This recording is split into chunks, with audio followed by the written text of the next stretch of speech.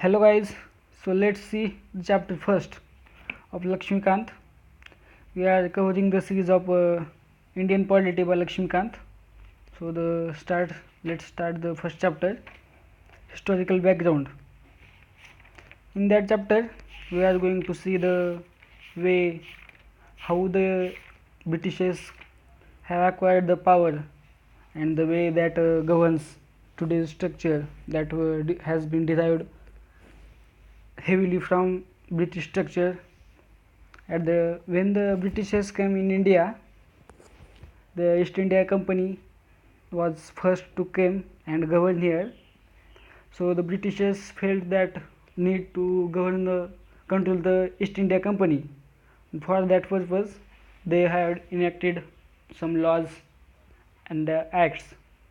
And in 1851, after the Sepoy Mutiny, the power has been transferred to Crown, that is the King of Britain, and from 1858 to 1947, so the Britishers governed in the name of King. So let's see the chapter in detail. The Britishers came in India in 1600 as a traders. Their purpose was only trading, means to earn profit, to buy some raw material goods from India, then that export to China or Europe and earn some profit.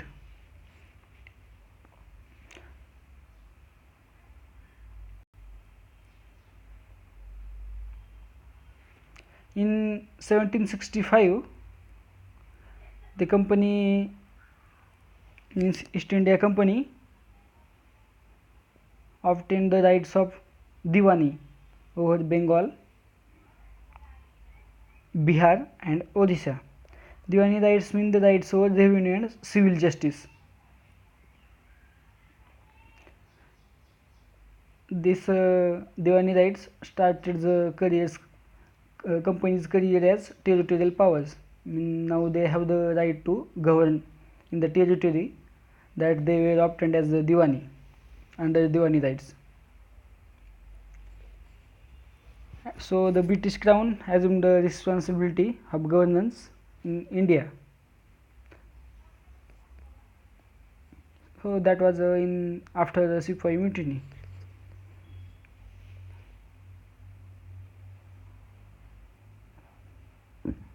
M.N. Roy, a communist leader who has demanded the Constituent Assembly, and the Constituent Assembly was formed in 1946. So now let's see the company rule from 1773 to 1858. So the first act was Regulating Act of 1773. It was a important one because it was the first act that was passed by British government to control the affairs of East India Company,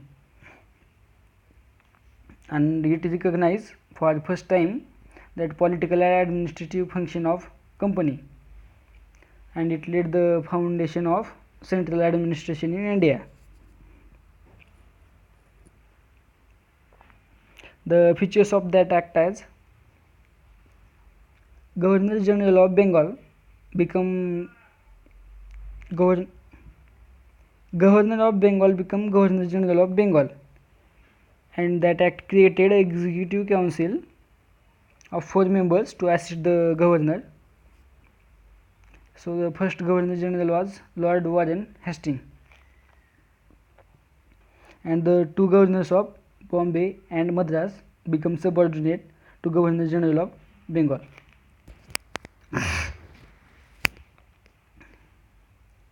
And it provided establishment of Supreme Court at Calcutta, comprising 1 Chief Justice and 3 other judges. So it was the first Supreme Court in Calcutta, and it prohibited the servants of company from engaging any private trade or accepting presents or bribe from natives. Means the servants of company, they were doing their job in company, but at the same time they were carried on their private trade to earn extra profit, and they were accepting bribe from natives to do any work in their favor. So that act prohibited the servants of company from doing these things. And it required the court of directors, that was the governing body of company, to report on its revenue, civil and military affairs in India to the British government. So by this way it was one most important act. The next one is Pitt's India Act of 1794. So to rectify the defeats of Regulating Act of 1773, the British Parliament passed the Act of 1781, that was known as Act of Settlements, and then after that they passed the Pitt's India Act of 1784. The name that given is because of at that time William Pitts was the Prime Minister of British. So that act distinguishes the commercial and political functions of company. Means it allowed the court of directors to manage commercial affairs and created a new body known as the board of control to manage political affairs. Means court of directors for commercial affairs and board of control for political affairs. So this becomes a system of double government. And it empowered the board of control to supervise and direct all operations of civil and military governments or revenues of British possession in India. And this act for first time defines the company's territory in India as a British possessions, and the British government was given the supremacy control over company's affairs and its administration in India. So the next one is Charter Act of 1883. It was the final steps towards British consolidation. Means now the British has full power to regulate and manage the affairs in India. They became the supreme power. So by that act, Charter Act of 1883, it is a final step towards centralization. It made the Governor General of Bengal as Governor General of India, and all the civil and military powers were vested in him. Thus, by this act, for first time, Government of India was created, having authority over entire territory that was possessed by Britishers in India, and Lord William Bentinck became the first Governor General of India. And the Governor of Bombay and Madras, now they don't have the legislative power, and the Governor General of India was given exclusive legislative powers for entire British India. Means now the Governor General of India will have the whole right to draw any laws or make any laws for the whole territory, and the governors of Bombay and Madras don't have any power regarding the legislation of the respective territories too. And under this act, the laws were called as acts, and before that act, that were called as regulations.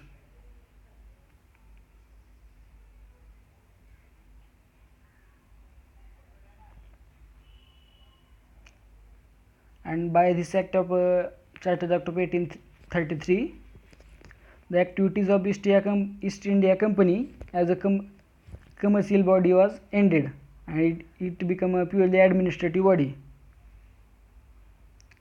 Means now the East India Company will be a administrative body, not a commercial body, and the company's territory in India were held by the company in the trust of His Majesties, his heirs and his successors, that was provided by this act. Means the company is holding the territory in India on the behalf of the King of Britain, that is the British King. And by that Charter Act of 1833, they try to introduce a open competition for selection of civil servants, but that does not come into being because of the opposition from Court of Directors. The next one is Charter Act of 1853. That was the significance because of that was the last of that series, that was started from 1773, and it separates the legislative and executive power functions of governor generals, and it provided a addition of 6 new members that were called as legislative councils.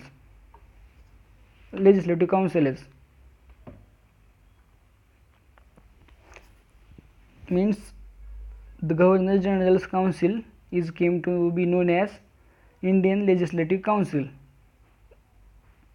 and that functions as a mini parliament, adopting the same procedure as the British Parliament. And that by that act, the open competition system was introduced for selection and recruitment of civil servants.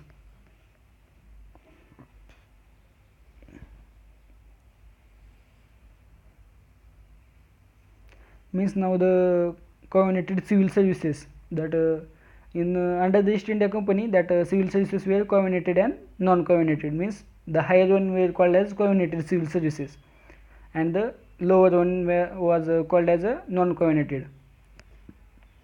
Covenanted means Indian civil services, Indian police services. So now that were open to Indians, and for that the Macaulay Committee was established in 1854.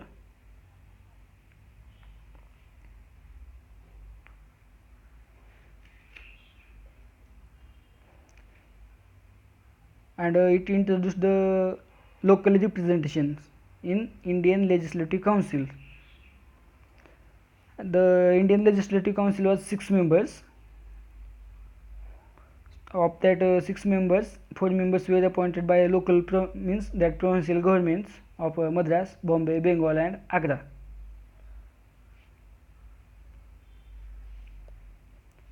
And after the Sepoy Mutiny of 1858, the British Crown assumed the rule in India, and they passed the different acts to control the administration in India. Of that, the first one is the Government of India Act 1858.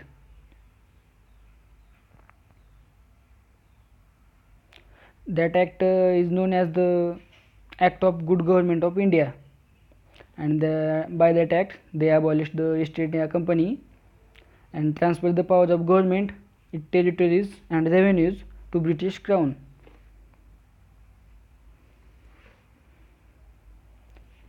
Then the features of that act, as it provided that India was to be governed by and in the name of Her Majesty, means that Crown, and it changed the Governor General of India as a Viceroy of India. So Viceroy was the direct representative of British Crown in India, and Lord Canning was the first Viceroy of India. And the system of double government, means the Board of Control for Political Affairs and Court of Directors for Commercial Affairs, that was abolished, and it created no office of Secretary of State for India, and all the authority and control over Indian administration was vested in Secretary of State.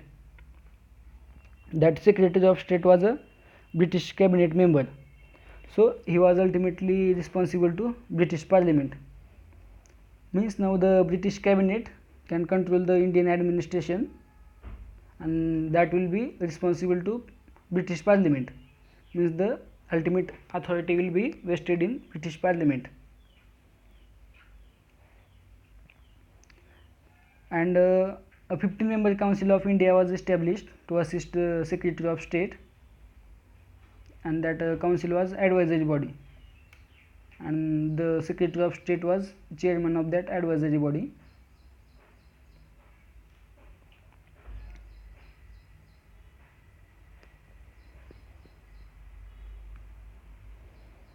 The next one is Indian Council Act of 1861.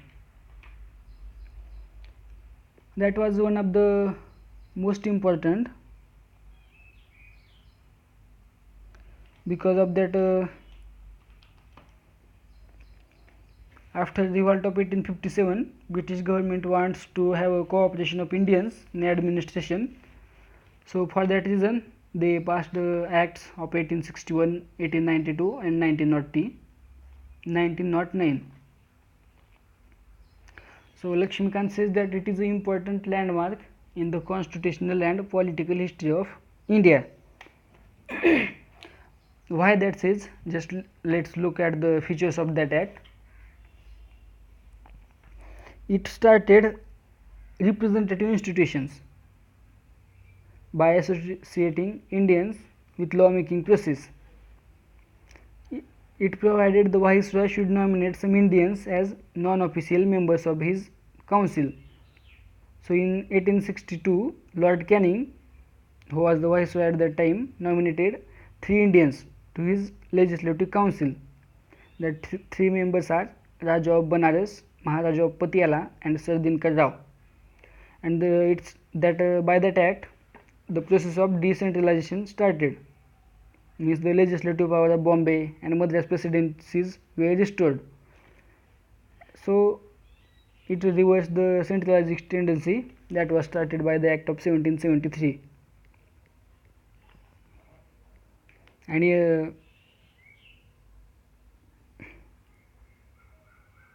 it also provided the establishment of new legislative councils for Bengal, northwestern frontier provinces and Punjab. Means now there are some 5-6 provinces, and that act also gives the power to Viceroy to make rules and order. And by the Act of 1861, the portfolio system that was introduced by Lord Canning in 1859 was formally recognized. Means now under this, a member of Viceroy Council was made in charge of one or more departments of government and was authorized to issue final orders on behalf of the council on matter of his departments. Now means today we have the ministers, they work as a chairman or as a head of their departments. So by this way, means that is a portfolio system. So that was also recognized by that act. And now the Viceroy can issue ordinances during emergency without the concurrence of legislative council, and the life of such ordinance was 6 months. The next one is Indian Council Act of 1892. By that act, number of additional members, means that is non-official members, in central and provincial legislative councils were increased, but the official majority in them was maintained. And the functions of legislative councils were also increased.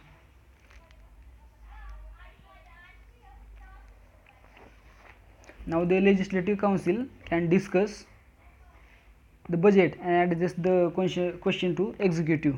Means now they can discuss budget, ask the questions to executive. That power was given, and it provided the nomination of some non-official members of Central Legislative Council by Viceroy, that were on the recommendation of Provincial Legislative Council, and the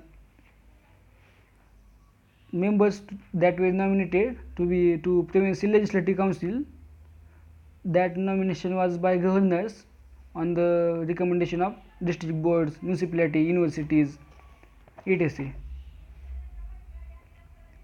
So the act made a limited and indirect provision for the use of election to filling some of the non-official seats in central and provincial legislative councils.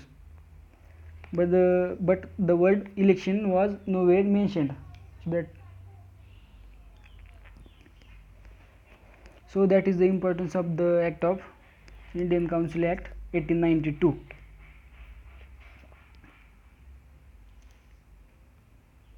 The next is Indian Council Act 1909, also known as Parliamentary Reforms.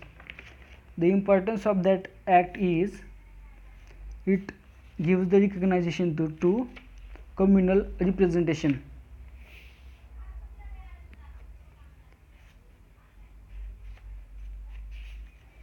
and introduce the separate electorate system.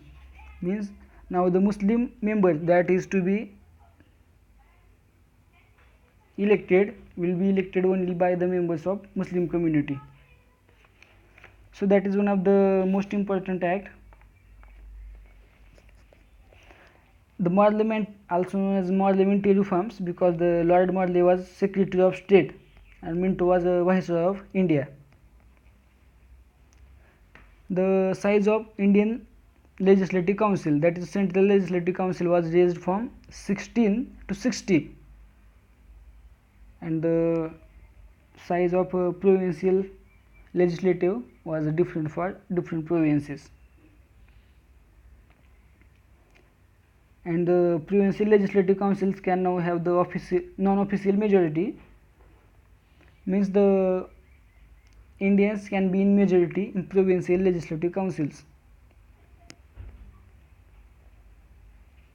Now the legislative council functions was increased at both level, that is asking supplementary question, move resolution on budget, vote on separate items in budget, but the whole budget as a whole cannot be discussed or questioned.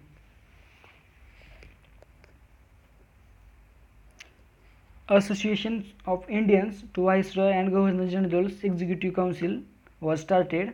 Satyendra Prasad Sinha became the first Indian to join Viceroy Executive Council as a law member.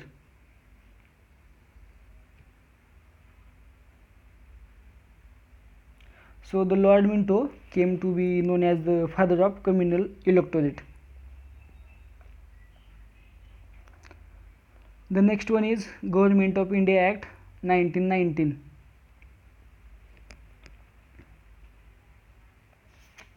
On August 20, 1970, the British government passed the resolution that gradual introduction of responsible government in India is their objective. So for that reason the Government of India Act 1990 was introduced, also known as the Montagu-Chelmsford reforms or Mont-Chelmsford reforms. Montagu was the Secretary of State for India and Lord Chelmsford was Viceroy. So the name is known as Montagu-Chelmsford reforms. The features of that act as it started decentralizing tendencies.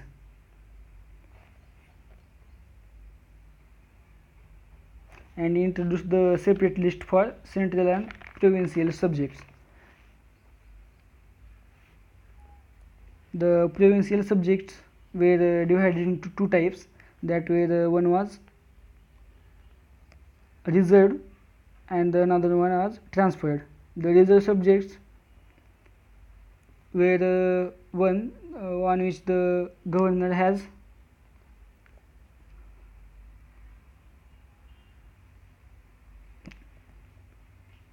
was not responsible to council, and the transfer was governor was responsible to council. So that dual schemes, that two type of subjects, transferred and reserves, that dual scheme of governance was known as diarchy. Diarchy means double rule, but that was not successful. and it introduced bicameralism, means now the legislative councils have two houses, like the upper one and lower houses. So the Indian Legislative Council was replaced by bicameral Legislative Council consisting of upper house, that was Council of State, and lower house, that was Legislative Assembly, and the majority of members of that both houses were chosen by direct election. But that direct election was not universal. Less means almost 10% of people have the right to vote, and it requires that the 3 members of a 6-member Viceroy Executive Council were to be Indian, or except the commander-in-chief, means commander-in-chief will always be a British, and the principle of communal representation was extended to Sikhs, Indian Christians, Anglo-Indians, Europeans, and the franchise was on the basis of property, tax, education, and that was limited in numbers. Nearly 10% people get the right to vote, and it created new office of High Commissioner for India in London, and some functions of Secretary of State of India were transferred to him, and the act provided the establishment of Public Service Commission, and a Central Public Service Commission was set up in 1926 for recruiting civil servants, and for that the Lee Commission was appointed. So on the recommendation of Lee Commission in 1926, Central Public Service Commission was set up, and for first time provincial budget was separated from central budget.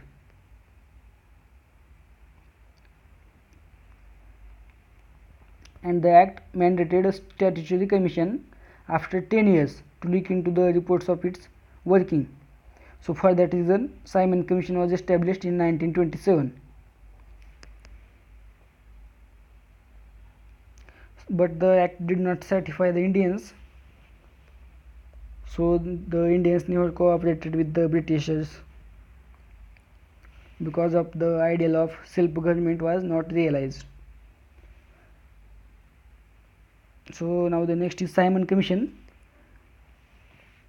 The schedule was in 1929 for the setup of a commission, but before the 2 years of schedule, Simon Commission was set up in 1927.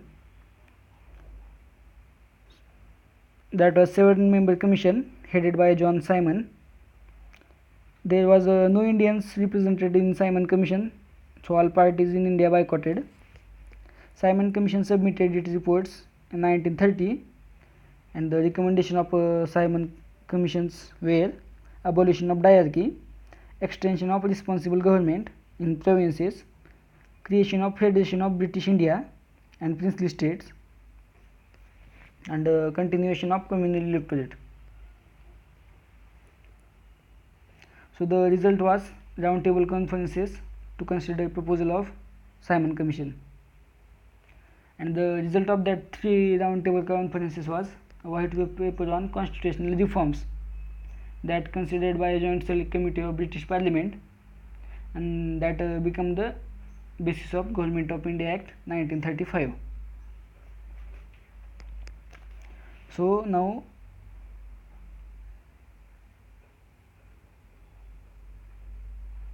Government of India Act 1935. Before that we should know the communal award of. In August 1932, British Prime Minister Ramsay MacDonald suggested separate electorate for depressed classes and to continue others that were earlier in continue. So Gandhi talked fastened to death against this scheme at Erwada jail in Pune.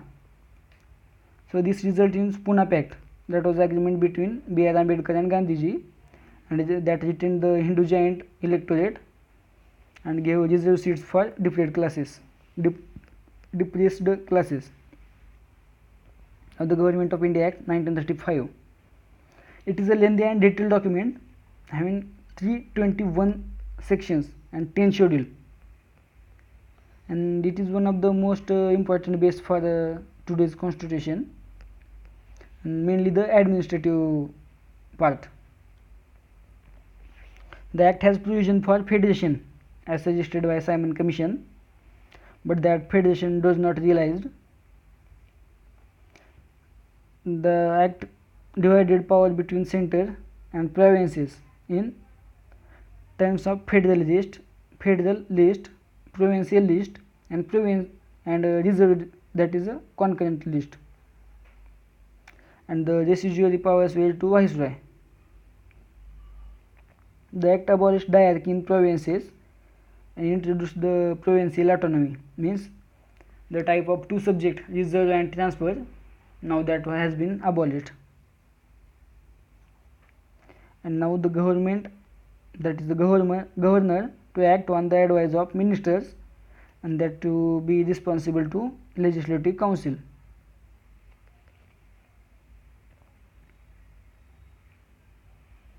So the act has introduced the responsible self-government up to the certain limit.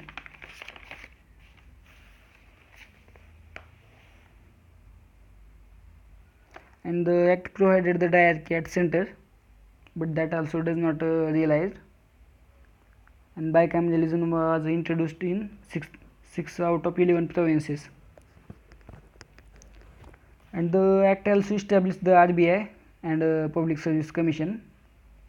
RBI was established on 1st April of 1935, and Public Service Commission for central and provincial were established, and federal court was also established.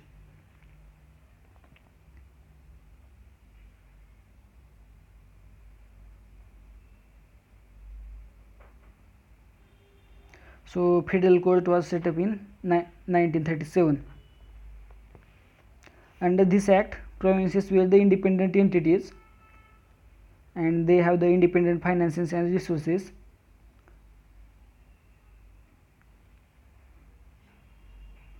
So on February 20, 1947, the British Prime Minister Clement Attlee declared the end of British rule. So after that declaration, Muslim League asked for partition. So Mountbatten plan for partition was accepted, and the partition of India really came into being, and two dominion of India and Pakistan were created. Now the Indian Independence Act of 1947.